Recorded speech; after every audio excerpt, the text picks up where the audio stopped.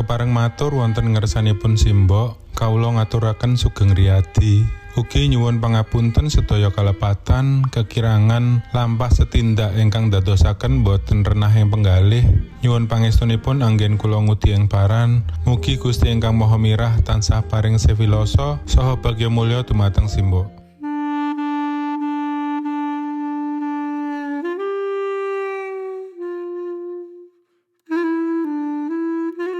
Kita tidak pernah bisa memilih terlahir dari keluarga mana, tapi kita bisa bertanggung jawab sudah terlahir di keluarga mana. Ibu meninggal dalam sebuah kecelakaan di daerah Jambi. Bahkan di tempat saya dibesarkan itu juga menjadi tempat beliau beristirahat untuk terakhir kalinya. Sebagai anak tunggal, saya tidak punya siapa-siapa untuk berkeluh kesah kala itu. Bapak memulangkan saya ke kampung halaman di Pati, Jawa Tengah. Namun sepertinya kedatangan saya dari tanah rantau tidak membuat sanak saudara dari Bapak senang. Saya juga tidak tahu kenapa. Bahkan ketika Bapak berpamitan untuk pergi merantau lagi, saya tidak pernah dititipkan kepada salah satu orang dari anggota keluarga Bapak tersebut. Luntang-lantung tanpa tujuan yang jelas, tak punya tempat tinggal ataupun tempat untuk berkeluh kesah. Hingga akhirnya saya mendapati sebuah kenyataan bahwa Bapak juga pergi untuk selamanya. Untunglah Gusti Allah mengirimkan malaikatnya buat saya, Mbok Jasmi, seorang janda penjual sayur mayur di Pasar Rogo Wangsan Pati yang rela berbagi kasih dan rezekinya untuk saya tetap hidup dan bersekolah. Sementara beliau juga sudah menanggung beban 2 orang anaknya sendiri. Tak pernah beliau membeda-bedakan di antara kami bertiga, walaupun saya sadar bahwa saya hanyalah anak mungut. Kami tumbuh dalam kesederhanaan yang selalu simbok ajarkan. Beliau selalu berujar, "Sekolah sing pinter ya le, cukup simbok wae sing ora iso maca lan nulis. Kalian kudu pinter-pinter kabeh." Satu pelajaran penting dari simbok yang membuat saya semangat saat itu adalah pendidikanlah harapan kami untuk bisa memutus tali kemiskinan di keluarga ini. Pada sebuah petang, terlihat sebuah keriuhan di salah satu sudut Pulau Dewata.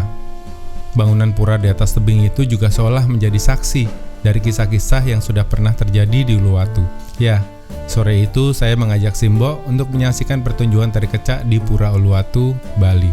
Tugas saya sore itu adalah sebagai translator atau pencerita buat simbok tentang kisah-kisah pewayangan yang ada di pentas tari kecak tersebut. Sejatinya, tokoh-tokoh yang ada dalam cerita pewayangan tersebut juga sudah dikenal oleh simbok. Dulu, beliau seringkali mengajak saya dan kakak saya nonton kesenian tradisional seperti wayang kulit, wayang orang, dan juga ketoprak. Bahkan ketika ada rombongan ketoprak terkenal mentas si Pati, simbok bela-belain beli tiket yang paling belakang karena harganya paling murah. Dan hari ini, beliau terlihat sangat bahagia sekali mendengarkan cerita saya dan juga tingkah pola Hanoman yang lucu. Petang menghilang berganti malam dan pertunjukan pun usai. Sejatinya sudah lama saya ingin mengajak simbok jalan-jalan, namun selalu ada aja alasan untuk menolaknya. Duitnya mendingan gue tuku beras ae tole. Mesti selalu begitu. Ini saja jalan-jalan ke Bali saya harus bohong. Pulang berkunjung dari rumah saudara di Makassar, saya langsung culik simbok ke Bali. Saya matur ke beliau kalau pesawat yang akan kita tumpangi bakal landing atau mendarat di Surabaya. Terus kami rencananya akan melanjutkan bis dari Terminal Purabaya menuju ke Pati. Padahal saya mengajaknya landing di Denpasar. Simbok memang bukan wanita terpelajar yang bisa membedakan di mana letak kota Surabaya dan juga Denpasar. Baru setelah sampai di kamar hotel, saya bilang kalau kita sedang di Bali. Pertama beliau agak ragu dan sedikit kecewa, tapi akhirnya tersenyum dan ambil air wudhu terus sholat. Selalu begitu. Saya tidak tahu beliau sholat apa kala itu, tapi yang pasti doanya lama sekali teman-teman. Saya juga pura-pura tidur dengan menutup bantal di kepala saya. Saya yang pura-pura tidur kala itu sempat mendengar nama saya dan juga kakak-kakak saya disebut dalam lirihnya doa yang keluar dari mulut simbok. Lo pantes mau kok pengumumannya teko mbake jare ning Denpasar. Begitu yang saya dengar ketika beliau sedang melepas mukenanya. Dan beliau juga tahu kalau saya hanya pura-pura tidur. seperti biasanya. Dulu waktu kecil kalau diomelin Simbo akibat kesalahan saya atau kelalaian saya selalu begitu teman-teman. Pergi ke kamar, menutup kepala dengan bantal. Dan Simbo sudah tahu trik saya ini. Tapi dalam kesederhanaan Simbo mengajarkan makna keikhlasan.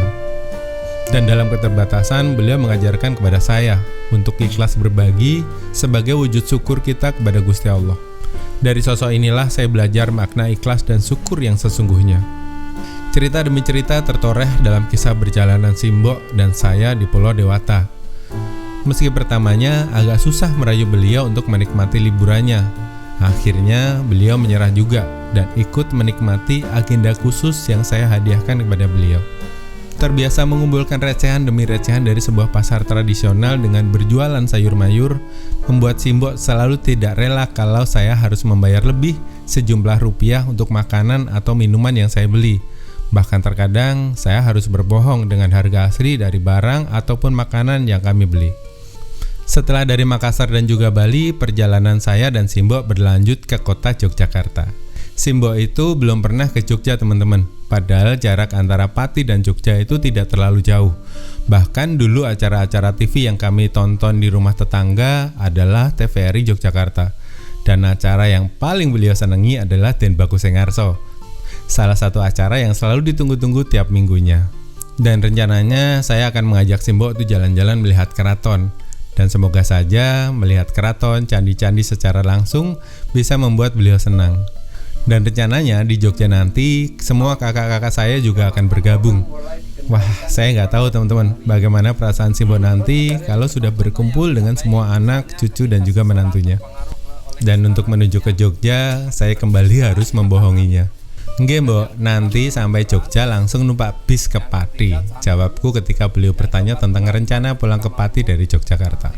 Padahal saya sudah menyewa mobil untuk langsung mengajak beliau melaku ke Borobudur, Prambanan dan juga keraton untuk hari ini. Mungkin akan beberapa hari muter-muter Jogja. Loh, jare ning terminal numpak bis mulai Pati kok malah ning hotel maneh. Simbo berseloroh sambil menjewer kuping saya. Taksi yang saya tumpangi berhenti di lobel Hotel Galeri Prawiro Taman. Wes tombok, kita jalan-jalan dulu ning Jogja.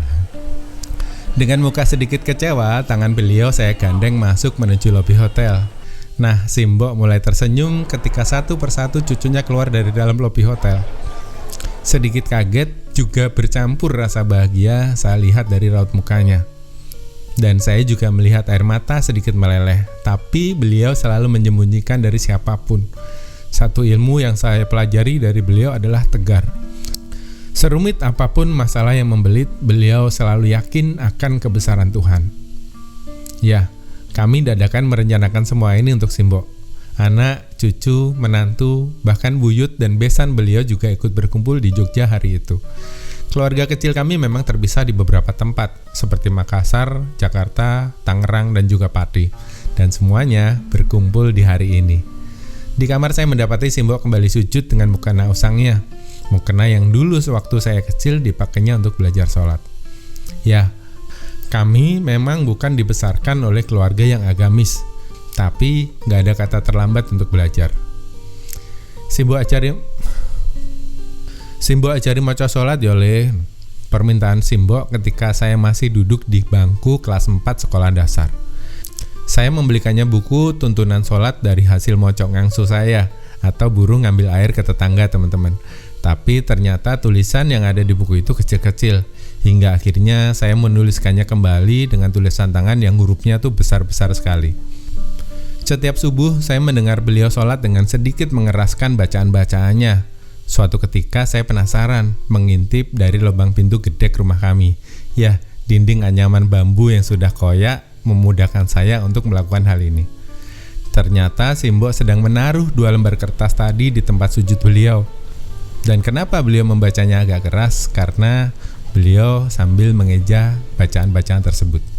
Setelah pagi menjelang, biasanya beliau akan kembali pada rutinitas berjualan sayur mayur di emperan kios pada sebuah pasar tradisional di Pati.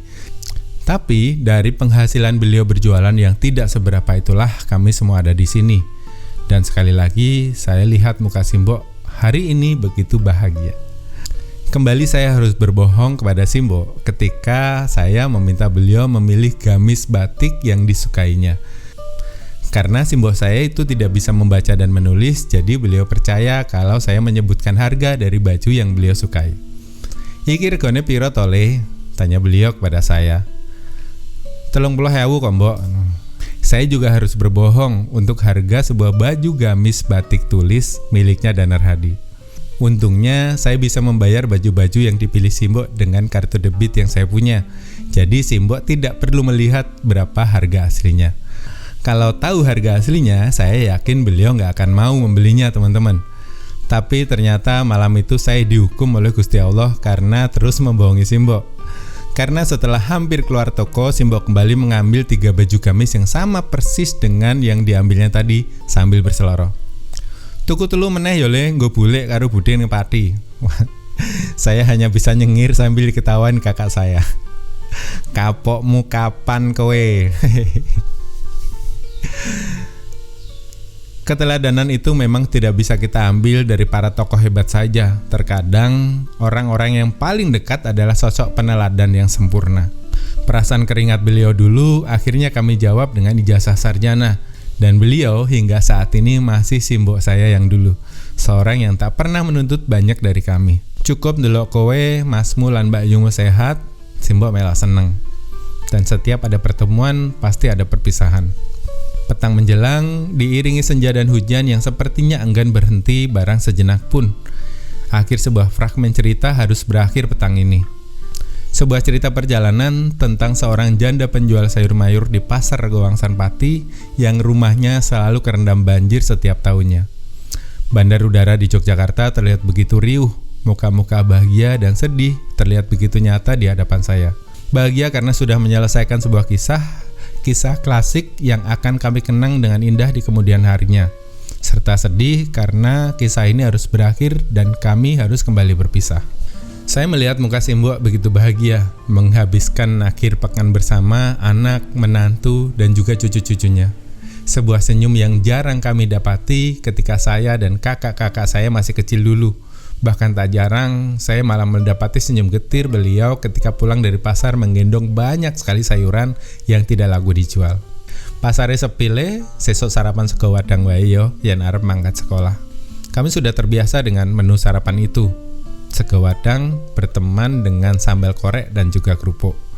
Sego wadang adalah nasi sisa kemarin yang hampir basi, sedang sambal korek adalah cabai yang diulek dengan garam saja. Wah, itu rasanya sudah nikmat sekali, teman-teman. Dan kami, anak-anak Simbo, selalu memutar otak supaya bisa meringankan beban beliau membiayai sekolah kami. Membantu tetangga berjualan buah di pasar terminal Slekopati, buruh ngambil air untuk mengisi bak-bak dapur tetangga, bahkan buruh beset tebu harian yang membuat badan kami itu gatal-gatal sekali, teman-teman. Beset tebu adalah membersihkan tebu-tebu dari daun kering yang masih menempel di batangnya. Dan hasil dari sekeping 2 keping rupiah itulah saya dan kakak-kakak saya sudah bisa membiayai sekolah kami sendiri. Simbo memeluk satu persatu anak, menantu, dan juga cucu-cucunya.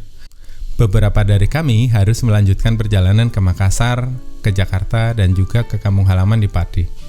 Kami semua harus berpisah.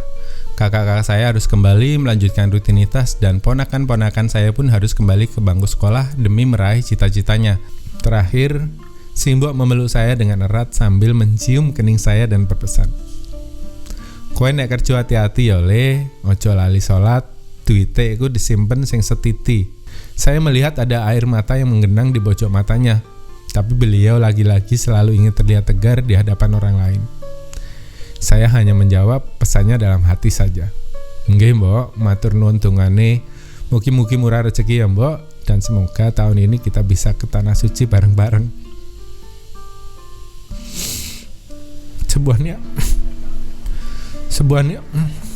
Sebuah niatan yang akhirnya dijawab dengan Tuhan.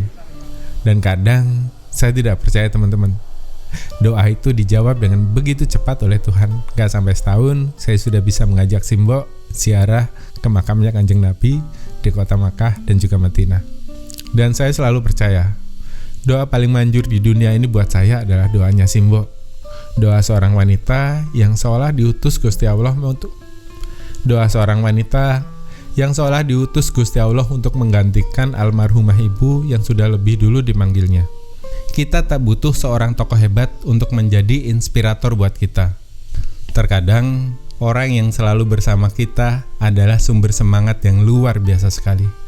Dan Mbok Jas adalah travel mate atau teman perjalanan terbaik buat saya hingga saat ini. Matur nuwun nggih Mbok, selamat Hari Ibu.